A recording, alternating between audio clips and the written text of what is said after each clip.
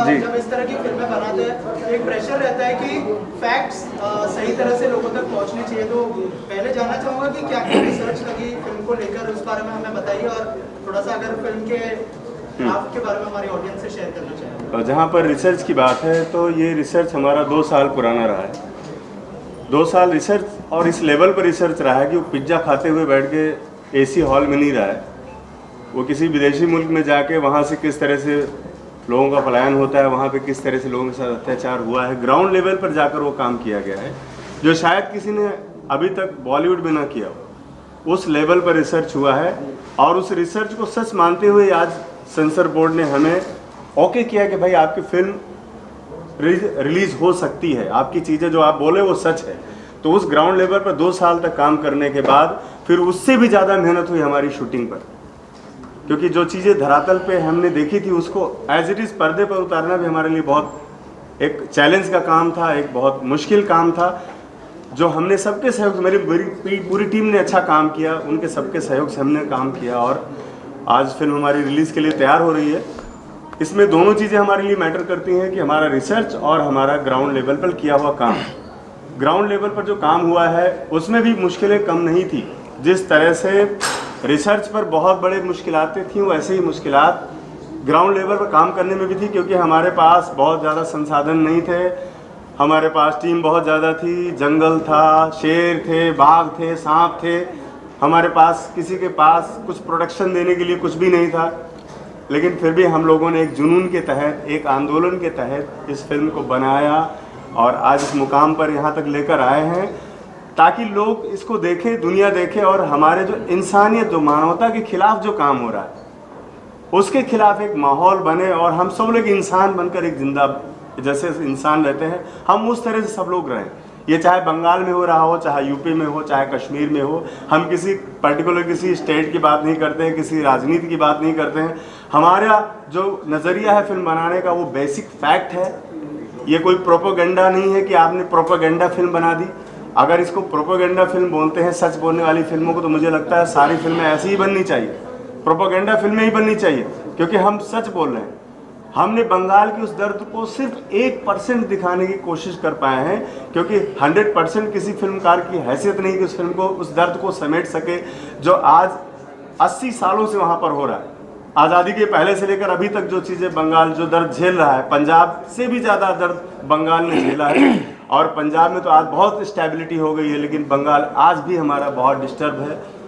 क्यों है? क्योंकि वहाँ पर सिर्फ वोट बैंक की राजनीति है। वोट बैंक के लिए वहाँ पर कुछ भी किया जा रहा है। आप सोचिए कि संदेश खाली का मुद्दा मैंने सबसे पहले इस फिल्म के माध्यम से 2 साल पहले उठाया और उसके बाद ही हम सब लोगों पर FIR दर्ज हो गई वहाँ पर।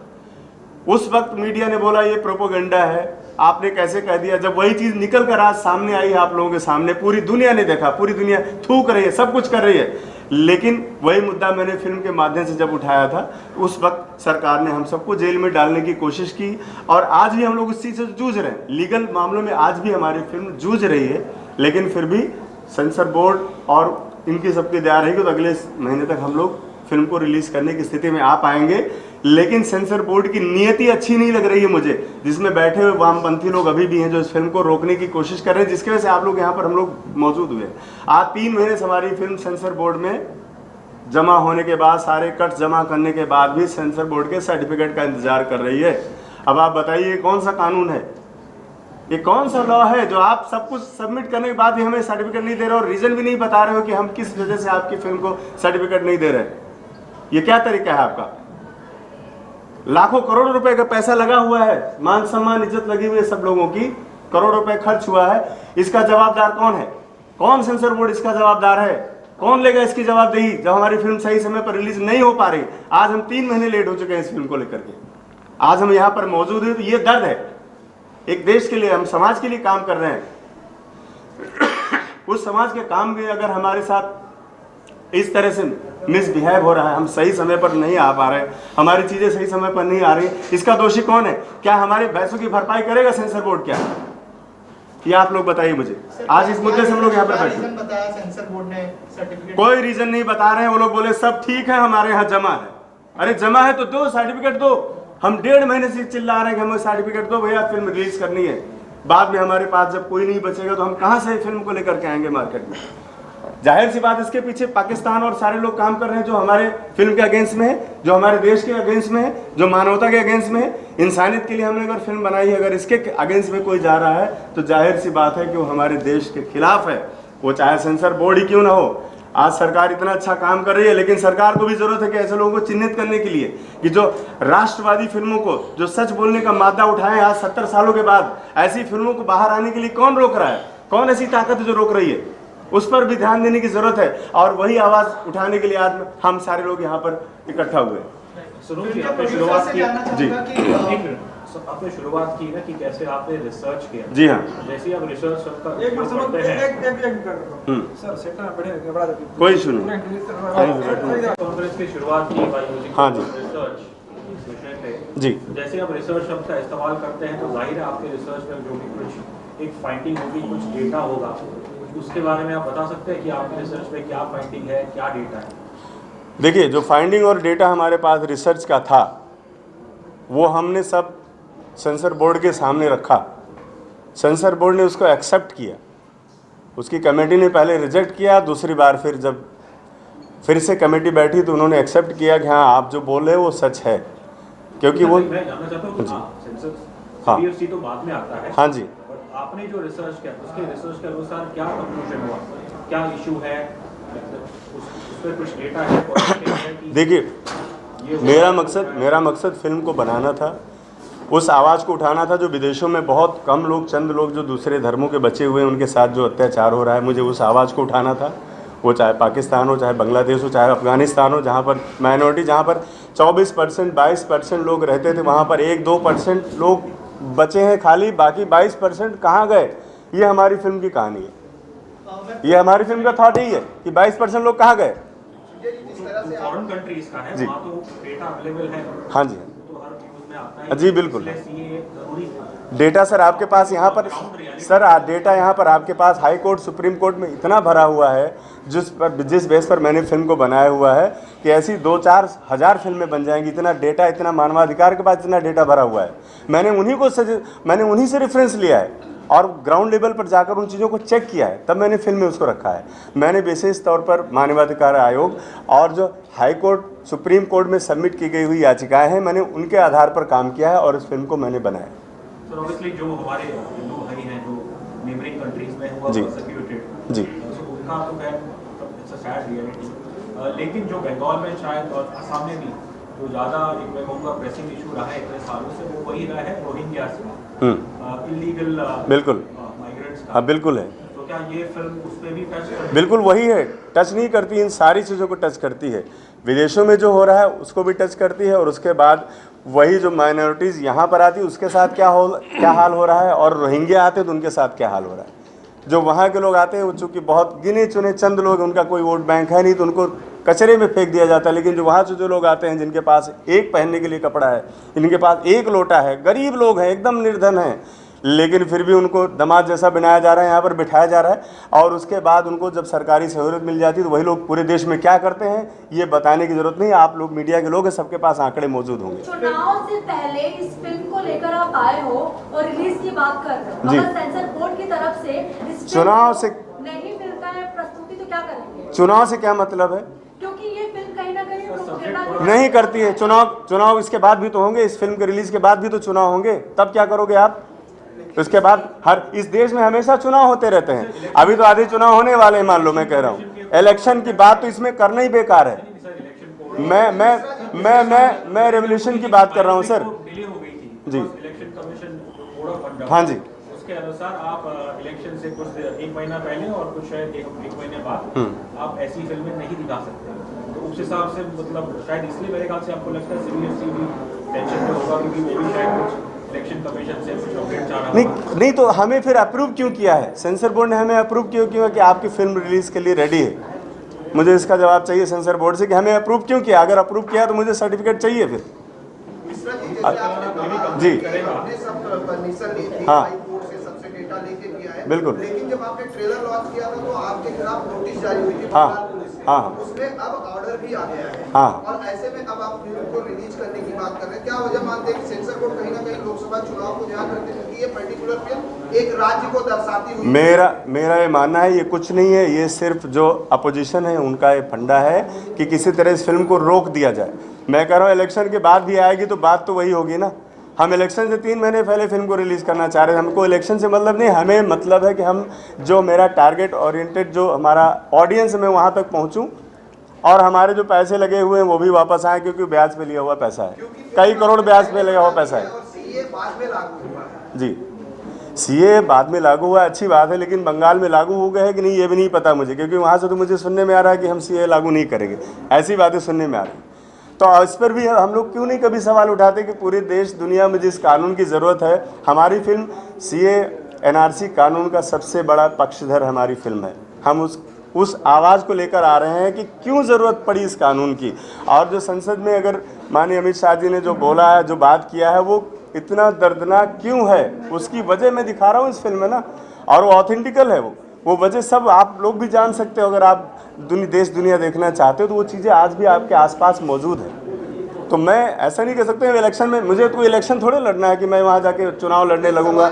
और नहीं सुनिए सर, विपक्ष की मैं नहीं बात करता हूँ सर, मैं कह रहा हूँ पॉलिटिक्स, इलेक्शन से इस फिल्म का क्या लेना देना। ना हम कोई राजनीति कर रहे हैं, ना हम इलेक्शन लड़ने जा रहे हैं, ना बीजेपी ने उसने फंडिंग की है कोई कि मैं उसको फ़ायदा पहुंचाने जा रहा हूं। अगर बीजेपी फंडिंग करती तो हम लोग साल भर पैसे मांगने के लिए नहीं घूमते रहते कि भैया फिल्म के पैसे दो हमको। और अगर फिल्म में हमने फंडिंग विदेशी बीजेपी की फंडिंग होती, आरएसएस की फंडिंग होती, तो ये पिक्चर 500 करोड़ की बनी होती। इस फिल्म में अक्षय कुमार, सलमान खान जैसे लोग होते। हम न्यू कमर थिएटर आर्टिस्ट को लेकर फिल्म नहीं बनाते सर।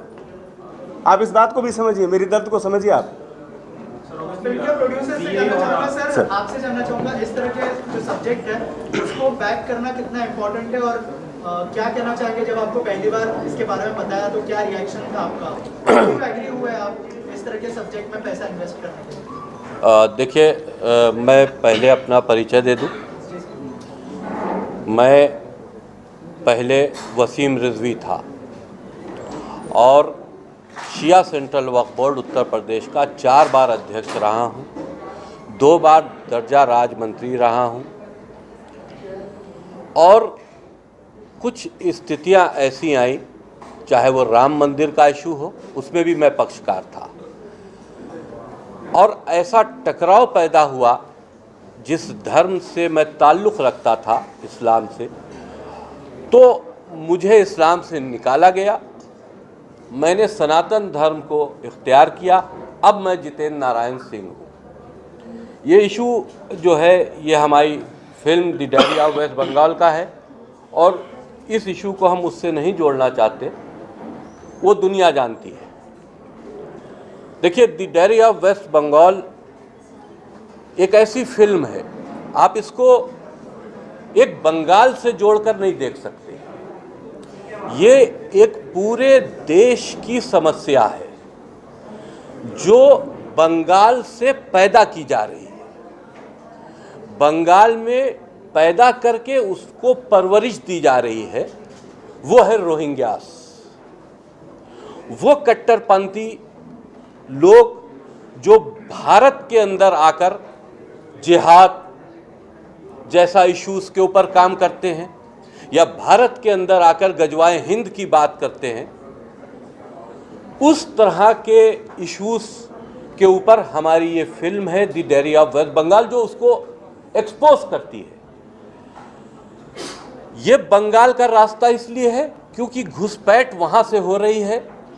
वहाँ पर हुकूमत, हम साफ नाम लेना चाहते हैं, मैं डरता नहीं हूँ, मैं आज तक किसी से नहीं डरा। मेरे ऊपर 5 करोड़ का गर्दन काटने का इनाम भी है। वो इसी बात पर है कि मैंने जिस धर्म में मैं था, मैंने उस धर्म को आगे रिफॉर्म करने की बात कही थी कि हमारे बच्चों का फ्यूचर इस कट्टरपंथी मानसिकता में नहीं है, इसको रिफॉर्म करो, नई चीज़ें लाओ जिससे हमारे बच्चों का भविष्य बने, ना कि हम उन पे दाढ़ी और टोपी रख कर उनको एक कट्टरपंथी मानसिकता का व्यक्ति बना दें जो जिहाद के लिए लड़े। देश के लिए लड़ने की बात अगर पड़ती है तो देश के लिए लड़ने के लिए सामने आओ। जिहाद क्या होता है? पूरी दुनिया जिहाद जैसे बीमारी से ग्रस्त है। ये एक प्रॉब्लम है।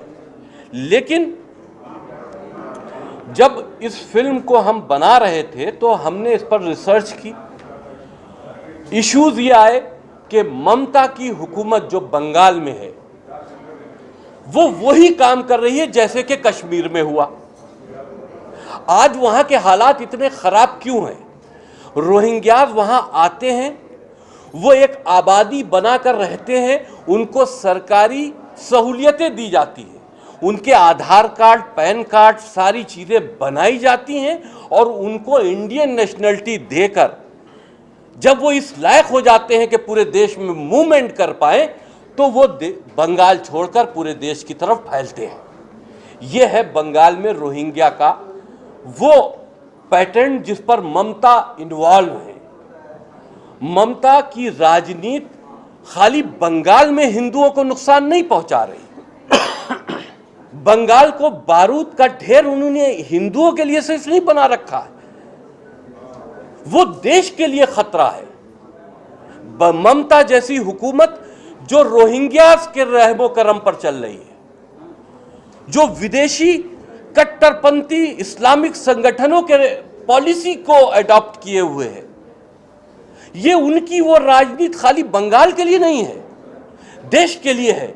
हमने इस फिल्म के माध्यम से वो सवाल पैदा किया है जिसको आम प्रोड्यूसर, आम डायरेक्टर या आम कलाकार करने को तैयार भी नहीं होता।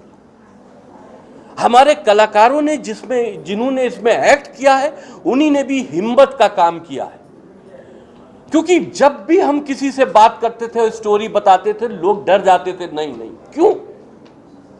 ममता से इतनी एक डर का माहौल क्यों है? हमने सिर्फ नाम एक्सपोज किया था कि हम डायरी ऑफ वेस्ट बंगाल बना रहे हैं तो हमारे ऊपर, हमारे डायरेक्टर साहब के ऊपर एफआईआर हो गई। हम किसी एफआईआर से नहीं डरते, न मौत से डरते हैं, इस तरह के फतवों से भी नहीं डरते जो फतवा हमको मिला। हम दिल्ली, बॉम्बे में सेंसर करा रहे थे, तब हमारी मेल पर एक फतवा आया। उस फतवे में वो फतवा था जामिया दारुल उलूम कराची पाकिस्तान का।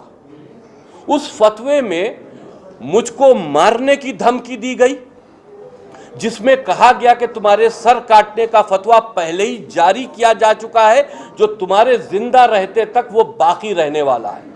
ये मुझे धमकाया गया। फिर ये कहा गया कि जो ये फिल्म है the diary of West Bengal, ये ममता जैसी अच्छी हुकूमतों को बदनाम करने के लिए। बड़ा सोचने की बात यह है कि ममता जैसी अच्छी हुकूमत जिसको पाकिस्तान से आए फतवे में मोहर दी जा रही है, प्रूव किया जा रहा है कि वो अच्छी हुकूमत है, तो अगर ममता पाकिस्तान के लिए अच्छी है तो जरूर इस देश के लिए खतरा है, हिंदुओं के लिए खतरा है। और वो हो रहा है, वो हो रहा है। वहां पर हिंदू मारे जाते हैं तो उसकी खबर भी नहीं छपती, क्योंकि हर चीज ममता के कंट्रोल में है, वहां की खबरें बाहर नहीं जाती। तो उस फतवे में यह भी लिखा है कि तुम को चेतावनी दी जाती है कि तुम इस फिल्म को रिलीज ना करो, इसमें जो भी तुम्हारा खर्च आया है वो खर्चा रिलीज ना करने के ऐलान के बाद तुमको मिल जाएगा, और तुम इस फिल्म को रिलीज करते हो तो चेतावनी है तुम बड़े नुकसान में जाओगे। तो अब मारने की तो बात खत्म हो गई, मार तो वो दे नहीं चाहते, पूरा मुस्लिम वर्ल्ड मुझे मारना चाहता है, मेरी हत्या करना चाहता है, तो उससे मैं डरता नहीं, जितनी सांसें हैं उतनी मुझे जीनी। तो अब इस फतवे को हम क्या माने? हमको डराने के लिए, इस फिल्म को रोकने में लालच देने के लिए? वैसे मैंने इस फतवे के खिलाफ उत्तर प्रदेश की जो पुलिस विभाग है उससे शिकायत भी दर्ज करा दी है और इस पर कार्रवाई की मांग की है कि ये फतवा मेरी मेल पे आया है। तो इस तरह के फतवों से हम डरने वाले नहीं, लेकिन फतवों से डर लगता है। ये फतवा हो सकता है कि सेंसर बोर्ड को भी आया हो सकता है कि आज हमारी फिल्म का अप्रूवल दे चुके हैं, स्क्रीनिंग के बाद फिल्म का अप्रूवल दे चुके हैं, लेकिन सर्टिफिकेट रोके हुए हैं। उसकी वजह क्या है ये अभी मुझे मालूम नहीं, ना उन्होंने लिखित तौर पर ये सर्टिफिकेट देने की बात बताई है कि हम क्यों रोके हुए हैं। लेकिन उनके नियम के अनुसार सर्टिफिकेट उनको मैंने 27/12/2023 में एप्लीकेशन मूव की थी और हमारा अप्रूवल नोटिफिकेशन इलेक्शन के आने से पहले ही वो दे चुके थे। तो सर्टिफिकेट क्यों नहीं दे रहे हैं ये उनको बताना हमको लिखित तौर पर चाहिए। अगर वो कंसीडर कर रहे हैं कोड ऑफ कंडक्ट को तो वो भी हमें इन्फॉर्म करना चाहिए। और अगर आपने हमको सर्टिफिकेट दे दिया, अप्रूव कर दिया है, तो फिर आपने कौन सी ऐसी चीज अप्रूव कर दी है जिसको दिखाने के लिए आप समझते हैं कि शांति व्यवस्था भंग हो जाएगी। और वही हालात पहले भी हैं, वही हालात बाद में भी हैं। और अगर आप चाहते हैं कि हम इस फिल्म को रिलीज करें तो आप रोके क्यों हैं? हो सकता है, देखिए हम लोग छोटे प्रोड्यूसर हैं, कम दायरे में काम करते हैं, हम पे इल्जाम जरूर लगेंगे कि ये भाजपा का प्रोपोगंडा है। भाजपा का प्रोपोगंडा होता तो भाजपा से फंडिंग भी होती और हम किसी बड़े एक्टर को लेकर इस फिल्म को बना रहे होते। हमने मंझे हुए एक्टर जरूर लिए हैं जो किफायती पैसों में मेरे साथ काम करने आए हैं। वो मंझे हुए एक्टर हैं जो बड़े एक्टर से भी अच्छी एक्टिंग करना जानते हैं। उन्हीं ने इसमें अपना जो रोल है वो अदा किया है। लेकिन अब ये कहा जाए कि ये सरकार के सपोर्ट में है, किसी भी बात को कमजोर करने के लिए हमेशा ये इल्जाम लगा दिया जाता है कि ये प्रोपोगंडा है, ये कमजोर करने की बात है। जब आप किसी की सच्चाई बता नहीं सकते, संदेश खली में जो हुआ, शाहजहां शेख जैसे बंगाल के अंदर एक नहीं है, 20 शाहजहां शेख हैं जिनका वहां एम्पायर चल रहा है, जो बंगाल में इस्लामिक शरीयत के कानून को भी अपने अपने क्षेत्रों में लागू किए हुए हैं। हमने खुद देखा है वहां पर हिंदू किस डर और दबाव में रह रहा है, यह देखने वाली बात है। और अगर ऐसे समाज, ऐसे मुद्दों को हम नहीं लाएंगे तो फिर इसको दिखाएगा कौन अगर सब डरेंगे। प्रोड्यूसरों को एक तो डरना नहीं चाहिए। और सर्टिफिकेट अगर रोका गया है, इसमें एक वजह हम ये भी आज खुले तौर पर आपसे कह दें कि हो सकता है कि फिल्म इंडस्ट्रीज के ऊपर जिनकी मोनोपोली है खान ब्रदर्स, हो सकता है खान ब्रदर्स की भी इसमें एक्टिविटीज हो। जब बात आप लिखित तौर पर हमको स्पष्ट नहीं कर रहे हैं तो हम कुछ भी सोच सकते हैं। पाकिस्तान का दबाव है, ममता का दबाव है या खान ब्रदर्स का दबाव है? किसके दबाव में हमको फिल्म रिलीज करने के लिए वक्त पे सर्टिफिकेट इशू नहीं किया जा रहा है? देना तो पड़ेगा क्योंकि आप अप्रूवल दे चुके हो। आज नहीं दोगे कल दोगे, लेकिन वक्त पर क्यों नहीं दे रहे हो, ये एक सवाल है। तो सीधी सी बात यह है कि फिल्म एक सामाजिक इशू के ऊपर है। हिंदुओं के साथ में बंगाल में जो ममता की हुकूमत अब कर रही है, पहले भी होता था, लेकिन जो अब कर रही है वो खतरनाक है। और हिंदुओं की चिता बनाने की वहां तैयारी हो रही है, ये मैंने खुद देखा है। और इसमें ममता की हुकूमत पूरी तरह से इन्वॉल्व है। मैं इसको खुले तौर पर कह सकता हूं, वो FIR करेंगे, मुझे कोई डर नहीं। हक बात बोलना अगर गुनाह है तो वो गुनाह हमने हमेशा किया है और मैंने हमेशा हक बात ही बोली है। और इससे किसी को तकलीफ होती है तो उसकी हमें परवाह नहीं। हम बचपन से हमारा एक मिजाज रहा है कि हम मेजॉरिटी को नहीं देखते, संख्या को नहीं देखते, उनका साथ देने की कोशिश करते हैं जो कम होते हैं। आज बंगाल में हिंदू डरा हुआ है, बंगाल में हिंदुओं का शोषण हो रहा है, उनके दुख और दर्द को फिल्मी प्लेटफॉर्म पर दिखाना चाहिए। इस सोच के साथ में हमने इस फिल्म को बनाया है और हम अपने सारे जो किरदार निभाया है जिन लोगों ने, हम उन सबको बधाई देते हैं कि ये सब भी बहुत बहादुर लोग हैं जिन्होंने इस फिल्म का पार्ट बने।